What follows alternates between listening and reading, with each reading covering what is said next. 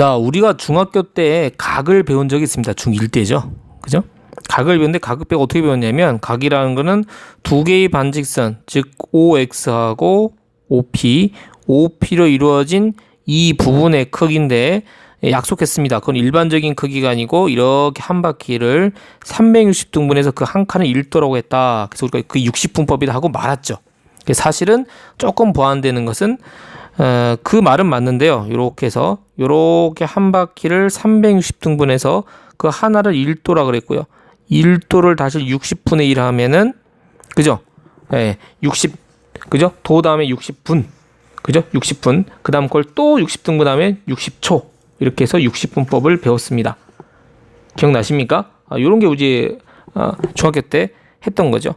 그러니까 1도에 60분의 1 1도 곱하기 60분의 1 한 게 바로 1분인 거죠. 1분. 요걸 분이라고 해요. 분. 그죠? 그 다음에 1분을 또 60분의 1 등분한 거. 잘 나오긴 안 나오긴 합니다만 중학교 때 한 거니까요. 그죠?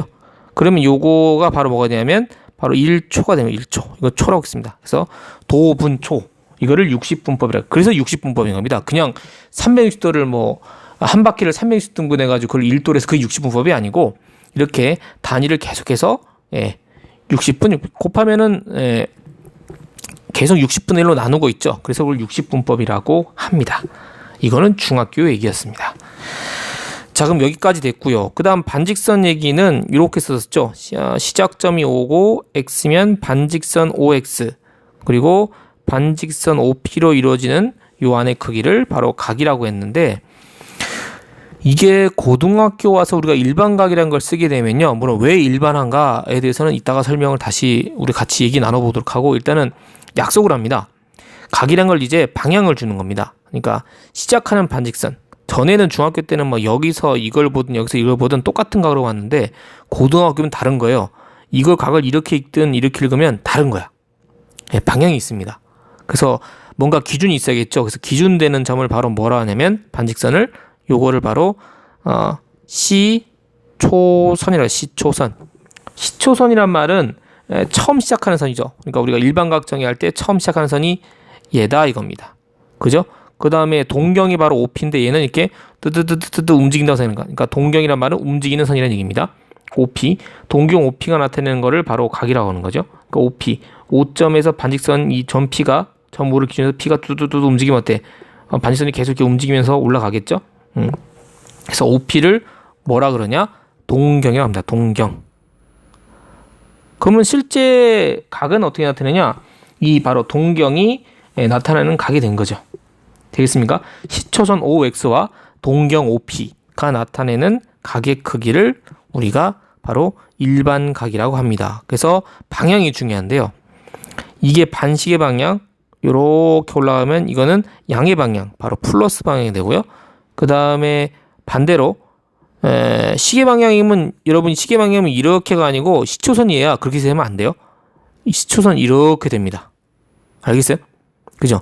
반시계면 여기서부터 이게 기준이라고 OX에서 반시계면 이렇게 하는 거고요.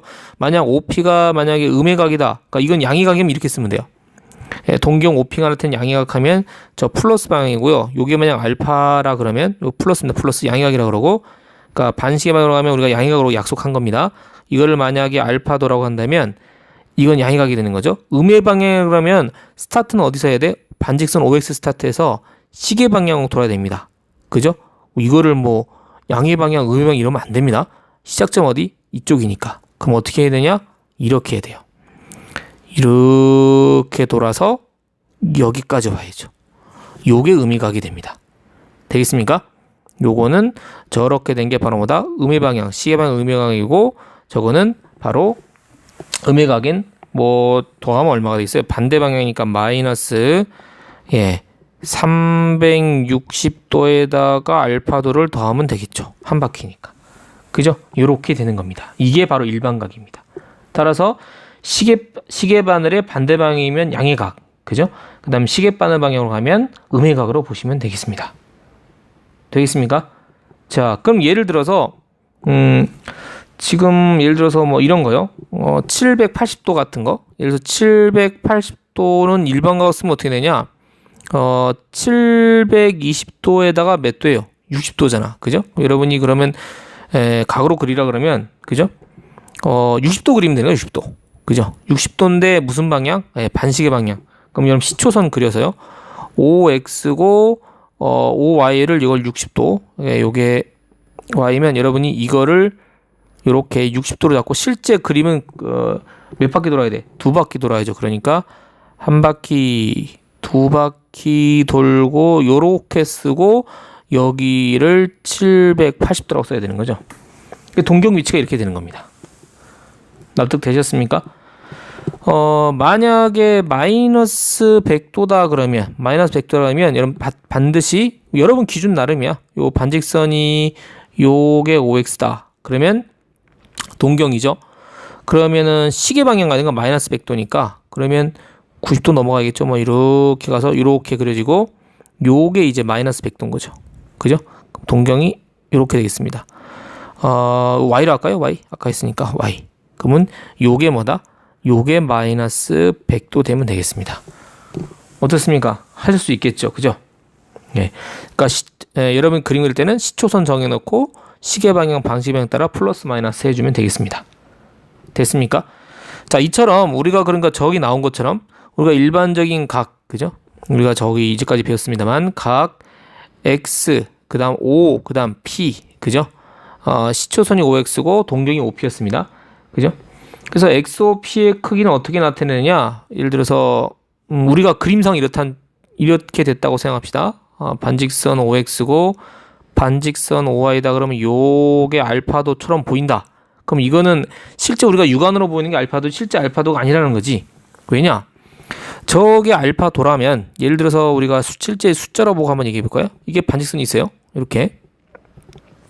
이게 OX고 이게 OP인데요. 예를 들어서 이게 뭐 20도 할까요? 20도. 그럼 요게 이 방향으로 20도면 이게 그냥 20도인지 그죠? 아니면 한 바퀴 돌아서 어떻게 반시계 방향 이렇게 한 바퀴 360도 더하기 또 20도 했는지 모르는 거죠. 한 바퀴 돌았다고 해도 모르는 겁니다. 그죠?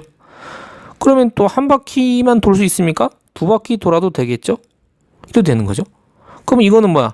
360도에다 0 곱해도 되는 거. 그러니까 계속 이런 식으로 하면 360도 곱하기 몇 바퀴를 한 다음에 20도를 더하면 저게 나오는 거죠. 그러면 시계 방향만 있겠느냐? 아니, 반시계 방향도 된다는 게 반시계 방향. 반시계 방향 어떻게 돼요? 반시계 방향은 이렇게 시초선이 OX니까 시초선이 이렇게 돌았다가 그러니까 마이너스 360도 했다가 20도 올라오면 되죠. 그러니까 마이너스 360도에다가 20도 더해도 됩니다. 그럼 반대 방향으로 2바퀴 돌아도 되죠. 마이너스 360도 곱하기 2에다가 20도 더해도 되고요.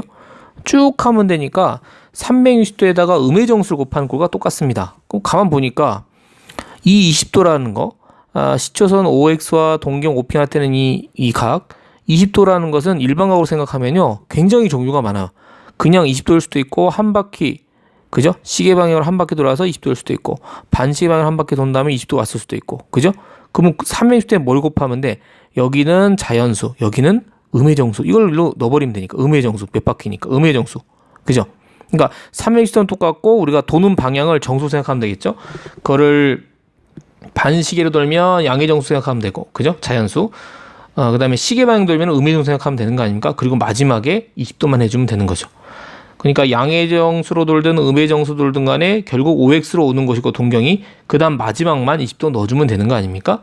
따라서 저 20도란 녀석을 이렇게 써도 되겠다는 거죠. 어떻게? 360도 n 더하기 얼마? 20도라고 쓰는 거죠. 이걸 이렇게 쓰는 것을 우리가 이 각을 일반화했다 그래서 이걸 뭐라 그래? 저 각의 일반각이라 합니다. 일반각. 우리가 어떤 각이 주어지면 일반각 쓰면 이렇게 쓰면 돼요. 바로 뭐 360도에다가 정수 더하기 각도 쓰면 되는 거죠. 그래서 일부 책에서는 요거는 일반각이고 요걸 그래서 특수각이라는 얘기를 하기도 합니다만 특수각이란 말이 뭐 딱 요일 때 이 그러니까 0도일 때 그러니까 360도 곱한 다음 곱하기 0한 거일 때 얘기라는 얘기인데 다 쓰진 않고 일부 책에서만 잠깐 그렇게 언급을 합니다. 그래서 우리가 일반각 쓴다 그러면 이렇게 주어진 각을 360도의 정수배로 표현하는 나머지를 이렇게 써주는 거를 우리가 일반각이라 그래요. 일반각. 그래서 모든 각을 360도 곱하기 정수꼴 0도 되고 양의 정수 되고 음의 정수 됩니다. 차이점은 360도 돌면 결국 제자리에 오는 거니까, 그죠? 시계 방향 양으로 한 바퀴 도냐 음으로 뭐 두 바퀴 도나 이런 차이밖에 없는 거죠. 그죠? 이거를 일반각이라고 이렇게 크기를 일반화해서 표시한다 합니다. 그래서 우리 이렇게 표현한 각을 일반각이라고 해요. 각의 크기를 일반화해 표현한 걸 바로 뭐라 한다? 일반각이라고 한다. 이렇게 보시면 되겠습니다.